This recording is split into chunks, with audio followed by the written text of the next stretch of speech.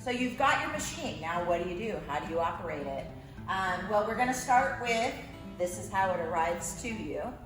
And you're gonna wanna set it up with a shredder blade of your choice. And so the machine does come with 3 blades. However, you're gonna wanna choose the blade that's gonna be the best for you.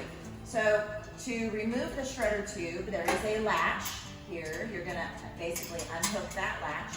You're gonna lift the tube off. And I'm just gonna basically set it over here for right now.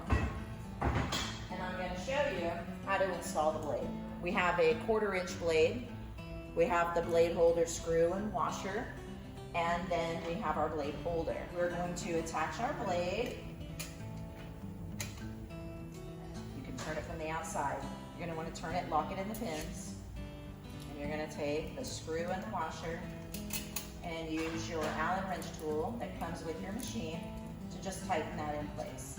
Hand tight is fine, it doesn't need to be cranked tight. So here we are, we're gonna drop the chute in. We're gonna hook up the bail up here. This is the new style course bag. So notice there's a cuff here, there's no metal grommets. So the M100 R4 comes with a cuff board bag.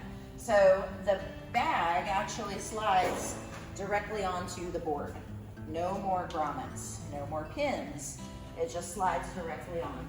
And one of the great things about this is you'll notice that there's not a gap between the shredder housing and that bag or board.